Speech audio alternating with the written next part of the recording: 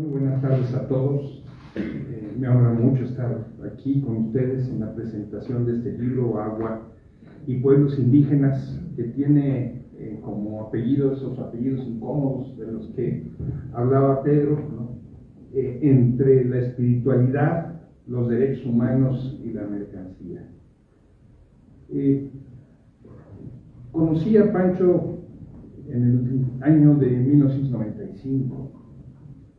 Él era entonces un joven abogado, sigue siendo joven, ya no solo es abogado, maestro en desarrollo rural, economista, no sé cuántas cosas. Y él venía de la lucha en la Unión Popular Mixteca, en Tlaxiaco. Por aquí está un amigo suyo de Tlaxiaco, que nos acaban de presentar. Se había tenido que ir a trabajar de jornalero en Sinaloa y ahí pudo estudiar la carrera de Derecho. Y cuando llegó a los diálogos de San Andrés, yo recuerdo que había escrito, porque yo había leído, seguramente había escrito mucho más, 2 o 3 artículos sobre derechos de propiedad intelectual, si no recuerdo mal, y pueblos originarios. Desde entonces, Pancho ha escrito, yo creo que más de 30 libros, no estoy exagerando.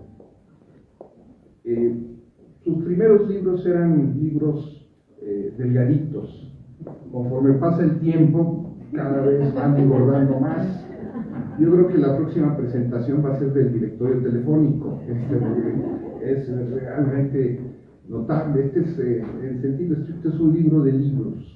Los debates, los análisis, que tuvimos el privilegio de estar presentes en los diálogos de San Andrés, están en este libro completito, solo que desarrollado mucho más allá. Pancho en aquel entonces, no está mal que lo denuncie, era un admirador de Ignacio Burgoa. Los que son jóvenes no recordarán, pero Burgoa era un constitucionalista mexicano especialista en derecho de amparo. Se dedicaba no solamente a teorizar y a buscar desarrollar en la práctica amparos en contra de los campesinos, ¿no? Sino que tenía una visión muy estricta del derecho. Y Francisco ha confesado que de grande quería ser como él. Afortunadamente algo le pasó en el camino, no se volvió un burgoita, al revés, ¿no? Ha venido desarrollando cada vez más. Y ustedes ven cómo ha venido navegando su producción intelectual, es verdaderamente sorprendente.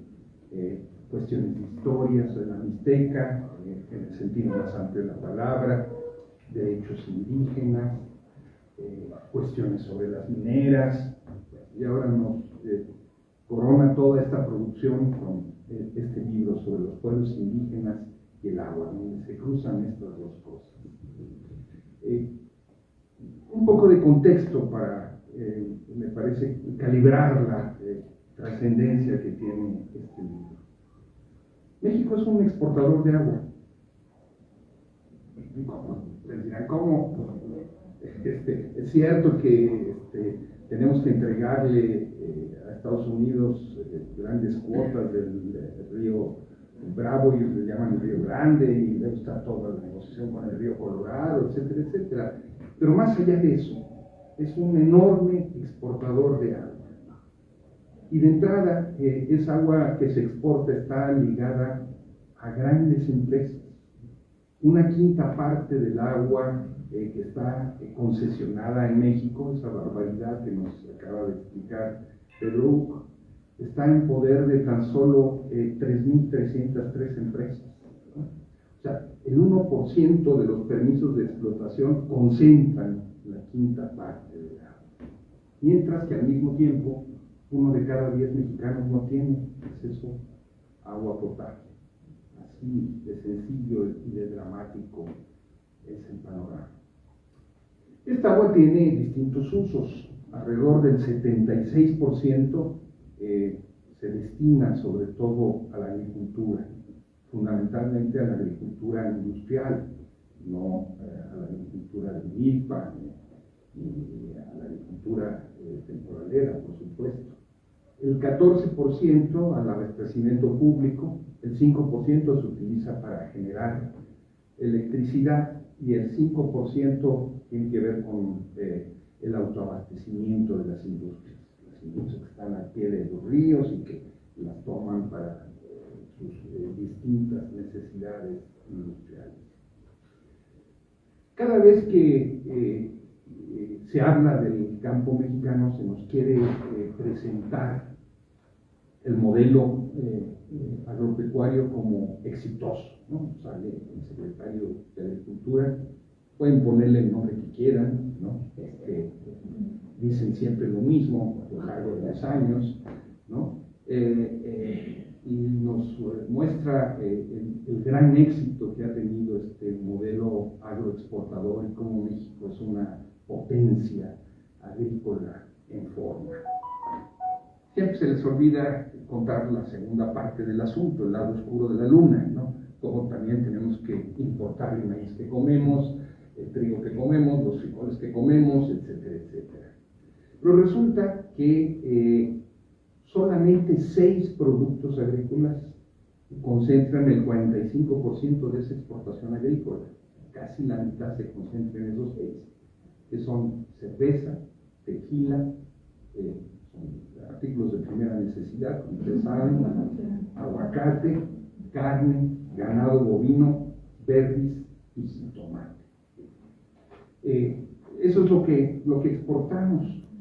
Y si nos ponemos a ver cuánta agua utiliza cada una de estas exportaciones, vamos a poder darnos cuenta pues, de la pesadilla en la que estamos viviendo. Hace un par de días hablamos de la pesadilla de la violencia, pero aquí estamos hablando de otra pesadilla, de la pesadilla del saqueo, del desabasto. El 95% de la cerveza mexicana, entre comillas, ¿no? Porque pertenece a 3 grandes empresas, Modelo, Heineken y Constellation Brand, se va básicamente a Estados Unidos y genera importaciones por alrededor de $6,000 millones de dólares. Se necesitan literalmente millones de litros de agua para producir esas cervezas que exportamos. Estamos hablando de más de 3.142 millones de litros. O sea, esa agua se va de entrada para Estados Unidos. Hablábamos del tequila, ¿no? Dirán, pues son botellitas chiquitas, granel, está de moda, ¿no? Bueno, exportamos 308 millones de litros de tequila, pero resulta que cada litro de tequila demanda 15 litros de agua para producirse. Multipliquen esos 308 por 15. Bueno, el aguacate, el oro verde, ¿no? Nuestra gran fortuna, saben que Tancítaro, ahí en Michoacán, es la capital mundial del aguacate. Hasta hay una oficina del Departamento de Agricultura de Estados Unidos supervisando los cultivos, ¿no? Bueno, el aguacate necesita, cada kilo de aguacate demanda ni más ni menos que 2,000 litros de agua para producirse. México exportó el año pasado más de 1 millón de toneladas de aguacate. ¿Cuánta agua? Váyanle sumando ahí al carrito toda esa agua. Para producir 1 kilo de carne, México es un país exportador de carne de bovinos, pero también de puerco. También importamos, pero exportamos muchísima, ¿no? 1 kilo de carne, cada kilo de carne necesita solamente 20,000 litros de agua para poderla producir. Exportamos también siglo pasado, 586,000 toneladas de cárnicos. Otra vez, hagan la cuenta, ¿no? Tan solo en San Quintín, ¿no?, esa especie de finca feudal que está en el corazón del estado de Baja California, donde jornaleros agrícolas, en su mayoría indígenas, triquis y mixtecos, están allí en condiciones similares a las que se vivían en el Porfiriato, no estoy exagerando, ¿no? Esos campos agrícolas están irrigados vastamente con agua dulce, mientras que los jornaleros en los cuarterones en los que viven tienen apenas tambos que tienen que comprar, ¿sí?, a intermediarios para poder beber su agua. Bueno, solo en San Quintín, una empresa productora de berries, se llama Berrimex, produjo, demandó y absorbió 23.7 millones de metros cúbicos de agua al año. Tomates Cherry, National Sweet, tiene una concesión, utilizó 12.5 millones de metros cúbicos de agua. Y Bachoco, ustedes la conocen por el pollo, por el huevo, etcétera, etcétera, está todo el país, sobre todo en Sinaloa, absorbió 17.6 millones de metros cúbicos. Esta numeralia de terror, no quiero aburrirlos, parece, yo sé, a ratos como informe presidencial, ¿no? Pero creo que nos da, no podemos dejar de lado, nos da una idea de la magnitud de esta afirmación, de que somos efectivamente un país exportador de agua. ArcelorMittal, la acerera, que está sobre todo ahí en Michoacán, ¿no?, Lázaro Cárdenas, Las Tuchas, ¿no?, utiliza cada año 100 millones de metros cúbicos para producir su acero.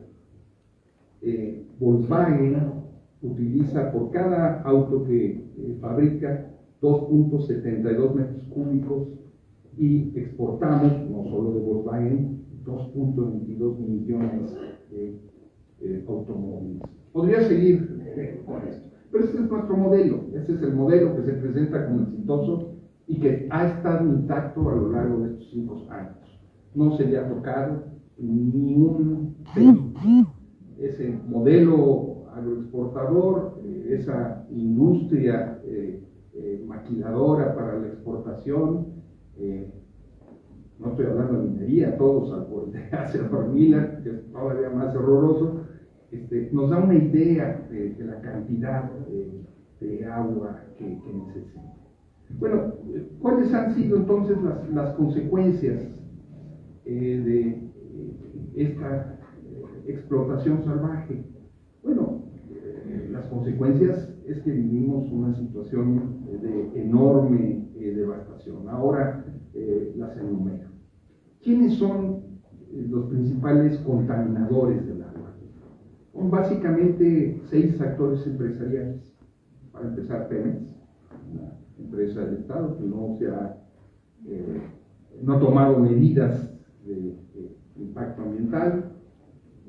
Por supuesto, los grandes agricultores industriales de los que hablábamos, los tiburones inmobiliarios que van avanzando sobre las propiedades comunales y ejidales para construir grandes centros urbanos, desde Infonarrich hasta Infonavit, ¿no?, de todos, las mineras, ¿no?, y las empresas establecidas a las orillas. Entonces, ¿cuáles son las consecuencias de este modelo extractivista hacia el agua? Bueno, pues de entrada que muchos manantiales se han secado ya, ¿no? Otros han prácticamente desaparecido, y lo que hay es un uso y un manejo ineficiente del agua en nuestro país. O sea, esta lógica de la ganancia, ¿no?, en contra de lo que se diga, en lugar de llevar a un manejo eficiente de los recursos naturales, lleva a su desperdicio. Tenemos acuíferos sobreexplotados cuando no están abatidos. En muchos lugares del país, cada vez más, el agua que se extrae tiene arsénico. La problemática del hidroarsenismo es muy grave. Si ustedes van a la laguna, por ejemplo, se van a encontrar poblaciones enteras de gente desdentada, ¿no?, por el impacto del arsénico. Pero lo mismo sucede en Guanajuato, lo mismo sucede en las regiones de riego del Bajío, etcétera, etcétera. Los niveles de los mantos freáticos se han abatido, ¿no?, al tiempo que la salinización y la sulfatación de las tierras pues aumenta. Han desaparecido muchos manantiales y ríos que fueron perennes hoy son intermitentes, ¿no?, así como los describía Pedro con los cenotes, ¿no?, pues está desapareciendo. Y resulta que las principales cuencas están absolutamente contaminadas. Grijalvo, Sumacinta, Coatzacoalcos, Papaloapan, Pánuco, Balsas, Lerma, alcanzan altísimos niveles de contaminación. No hablé hace un momento de las industrias refresqueras, ¿no? Esas nos exportan, eso nos lo bebemos nosotros con toneladas de azúcar que desbaratan la salud de niños, de jóvenes y adultos.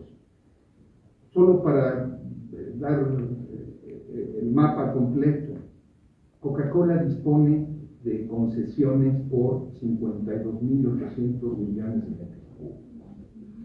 Pepsi por 32.000 millones de metros cúbicos. Danone por 15.400 y Nestlé por 5.000 millones. Y cada refresco, uno piensa que pues, en el refresco va solamente el agua que necesario para embotellarlo. No, resulta que cada refresco necesita 34 litros por agua. México tiene el honor de ser, junto con Tailandia, el país del mundo que más agua embotellada bebe por persona. Pero, ¿saben? El agua se vende hasta por 500 veces su valor real. Otra vez eso que nos contaba Pedro, pues ibas al cenote, tomabas el agua que necesitabas, ahora pues vas a la tienda y compras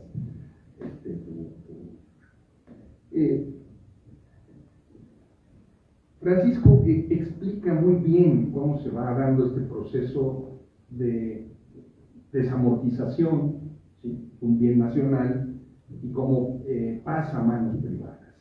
Y lo hace además a lo largo del libro, ubicándolo en un contexto histórico realmente vivido.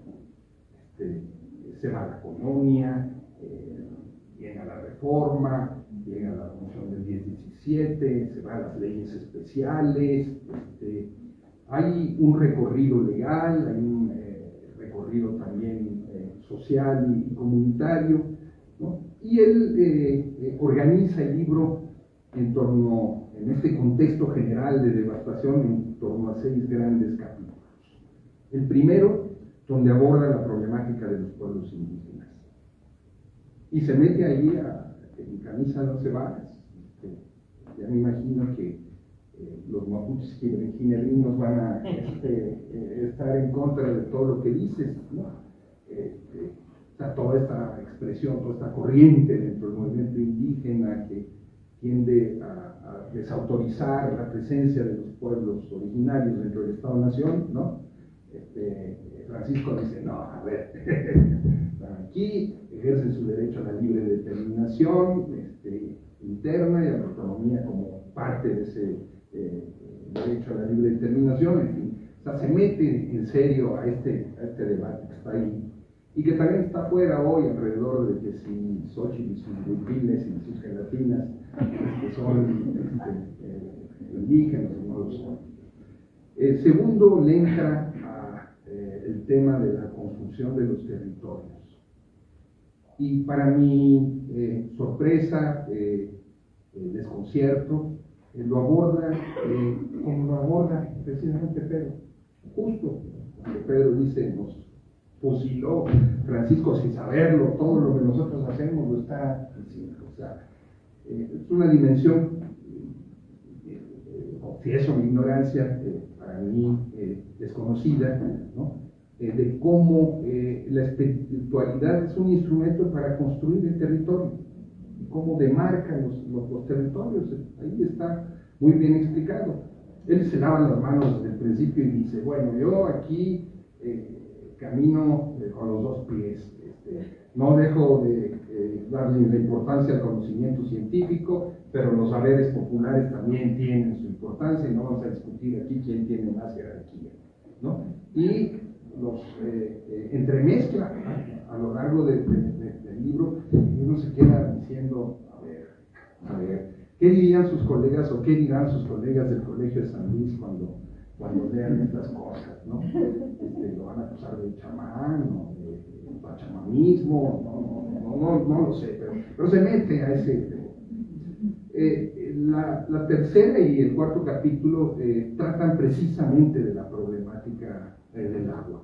El tercero se refiere sobre todo desde las concepciones históricas y actuales sobre ellas, ¿no? Cómo fue avanzando la problemática. Y el cuarto capítulo se mete con el logro filantrópico, cómo el Estado tiene que ver con el manejo de las concesiones y lo que implica esa problemática. Y bueno, se va desde tiempos de la corona española, la formación de la nación mexicana, las distintas constituciones, cómo se fue ignorando la propiedad histórica de los pueblos, cómo a pesar de que en la Constitución 17 se establece el derecho preferente al uso del agua por parte de los productores de alimentos, pues esto ha aportado. Y el sexto, que es finalmente, yo diría, la joya de la corona del libro,